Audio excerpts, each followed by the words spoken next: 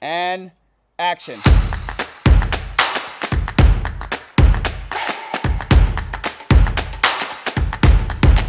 Cut. Okay, great. Hey everyone, how's it going? My name is Nate Caywood and I'm a Los Angeles-based cinematographer, and today we're doing something a little bit different. I know what you're thinking. What's different is that Nate is growing a mustache and not wearing a beanie, and we're seeing his spiky little hair, and the lens is a little bit wider with a new setup. Yes, all yes, but also no. But the other thing that we're going to be doing a little bit different today is not analyzing other people's work, but analyzing my work. So not too long ago, I put out a prompt on Instagram, and my friend Noah hit me up saying that he was interested and that he had written a script. He's a very talented comedian. You might recognize him from the internet where he posts stand-up stuff. Getting married, it's kind of weird though. Like, it feels like an adult thing to do, you know? But like, I don't feel like an adult. Like, I don't even look like an adult. He is a staff writer on a comedy TV show that may or may not be on a streaming service. So he's in the comedy world. He's out there, he's doing the thing. And his wife, who's a longtime friend of mine, Sydney Steinberg, you might recognize her on the internet from her Kate Bush performance videos. Let me hear you. Do you want to feel how it feels? And so Noah wrote a script called Trash. It's just about a guy in an apartment complex who takes his trash out, and while he's there, door swings behind him and locks him in, and he has to convince a strange woman on the street to let him out, and that he actually lives in the apartment complex that he's locked in.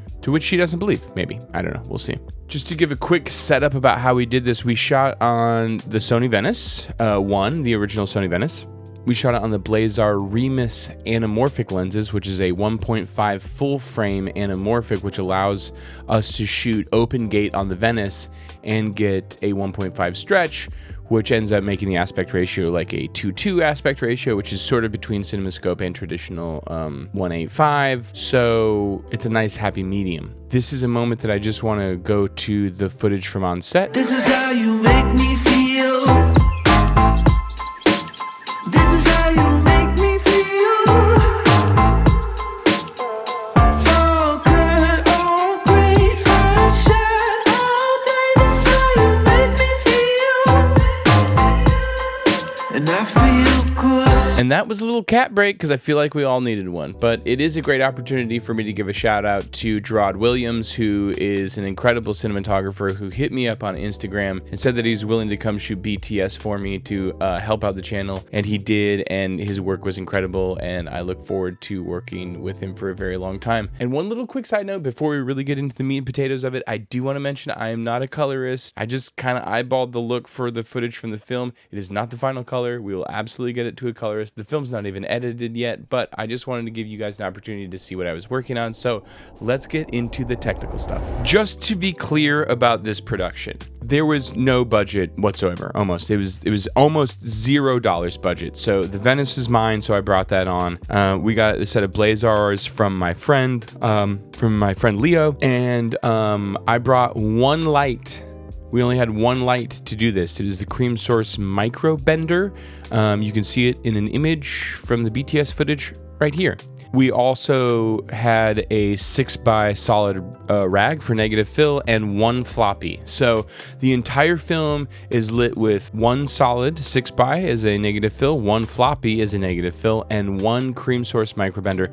The only reason that we did that is because we were in the parking lot and in this trash location for the vast majority of the film, and so we didn't have access to running stingers, to any power, because the apartment that our hosts were at was very far away from the trash, and basically we couldn't run power, and getting a generator was not in the budget or in the option for this, so we didn't run a Jenny.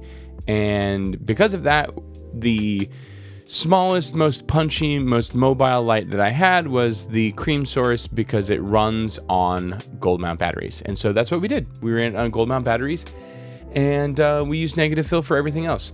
This first shot that we're talking about right now, the shot of Sydney as she's sort of talking on the phone and she's smoking a cigarette and she's calling some friends to come help her, that was the difficult part about this shoot, was that it was scheduled to be cloudy the whole day, so I thought most of the day was just going to be us using negative fill and a little bit of the punch, because everything was going to be in soft shadow, and for about 80% of the day that was true, except for this shot where the sun decided to come out, and that made it more difficult. So we figured it out. You know, we didn't have the budget or the crew or the resources to be able to deal with that. This is just natural shade. This is the ambient light coming off of the sky, and in the left side of frame, sort of to create like an edge or an eye catch, we had the cream source not that far off the left side of the frame. This is some BTS footage as Sydney runs by. You can see on the left hand side of camera, that's exactly where the cream source was, so that gives you a sense of how we lit this. So this very first shot was incredibly simple. Do I love it? It's okay.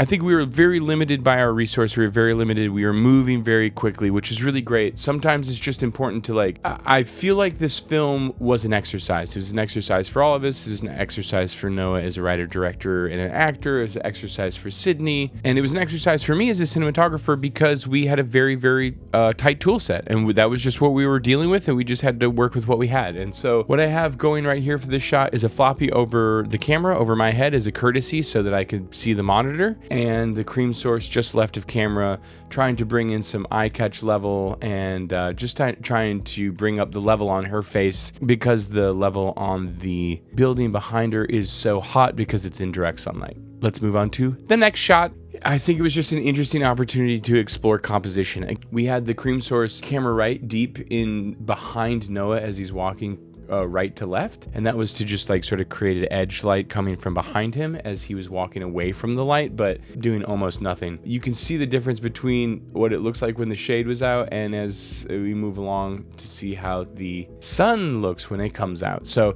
that's sort of what we were dealing with. It was mostly in the late afternoon the sun started to peek out, so everything in the morning looked really great and consistent, and that was really lovely. So this is the frame that we ended up shooting, which I think looked pretty good. And this is a frame from the location scout. So you can sort of see how Artemis and how we were taking those images with the iPhone translates directly to the film. Okay, so here's a little bit of coverage that we shot. That was the first shot of the day up, which was Sid walking towards the gate of the trash area as Noah was calling out to her to try and get her to let him out. And so I just wanted to point this out. This is what it sort of looked like when it was cloudy and it was softly lit consistently. You can see as she sort of approaches, there's a shadow behind her hitting the fence. That's the sun. That's the actual sun through the clouds. And then you can sort of see an edge light on the far side of her hair, and that was the cream source micro bender. And that was placed there by our gaffer, Jacob. I think some things that I would do differently if I were to shoot this again is, again, it's difficult because we were sort of limited in resource and time and in location, right? Like we had to shoot it at the apartment building that Noah and Sid live at. And so that was just the location that we had. And so we kind of had to work within those parameters. I think it feels like this image in particular is a little flat, and I think that's because of this huge sort of like sandy beige blob of the building next door. If there were some way to create some practicals or pops of light in that, some downlights, like if I had unlimited resource, we would shoot somewhere where that building wasn't there so you could get some depth to the street. But if we had to shoot here and I had more resource, what I think I would do is try and put some like downlighting practical lights in there, or like even sconces with bulbs and something like that, so that I know it's during the daytime, so it doesn't necessarily make a lot of sense for it to be on, but because it was like sort of cloudy day, I think that would have been nice. It would have just given a little texture to the image. Okay, and so this is the equivalent coverage that we did from Sydney on the other side of the gate, and so we short-sighted both of them in their coverage, and here is a brief explanation that I gave to Noah on set as to why I think that was the good idea for this shot. So take a listen. Yeah, I agree. So one thing that I think is important to recognize that we should maintain probably for the opposite coverage is that we're short-sighting her, right? What do you mean? So will you take your eye line again if you don't mind, Sid? So like traditionally, like she's on this third. Like the way that you would traditionally frame things is, I'm catching a little bit of that, Jacob, is that you would a little bit further back and you're clear, thank you. is that you would frame things on the thirds, like the rule of thirds, right? So you like hash mark this. In fact, I can. Do you want her to step back a little? No. What I'm saying is I actually really like where she's framed at. Yeah. It's telling an interesting story. To me, this is used. My perception of people short-sighting in film, like the filmic linguistics of why people choose to do that, is when characters are disconnected in their conversation. Yeah. They're not framed in a way that they're leading each other in the conversation. The behind them is leading. Yeah. Right? Does that make sense? Yeah, So I love it. the only thing that I would say is we just have to remember that we should short-side you as well. Okay, cool. So that it will be like she will be on the left-hand side of frame, and then when we cut to the other side of this, you will be on the right side of frame, and behind you there will be lots of, So right? Cool. Yeah, great. All right, cool. So again, we lit this the exact same way, which is that there's a little bit of a negative fill to cut off some front bouncing light on his face, and then we boom the cream source up over the fence, and sometimes it catches him, and sometimes it doesn't, so we tried to do that to emulate the sun coming in over the fence and giving him a little shape on his face. It worked in some places, it didn't work in other places. So again, limited resource and just doing what we can. Yeah, I think it's interesting. The trash area itself wasn't square, and the camera is level, but it does look like the fence is like going up a little bit. And that really kind of messed with my head at first when I was like trying to frame it. I was like, oh, is it worth it to just frame it so that that's level? But then the gate seemed weird and it didn't feel like it was matching the coverage that we shot previously of Sydney. And so I was kind of figuring out how to do that. But we just decided, since there was a bunch of distortion on the lens and the fence was clearly not square or even like straight to the wall that we were up against, we just chose to leave it and prioritize Noah's location in the frame to match where Sid's location was also in the frame of the coverage, so that when they cut back and forth to each other, it's like short-sighted each other.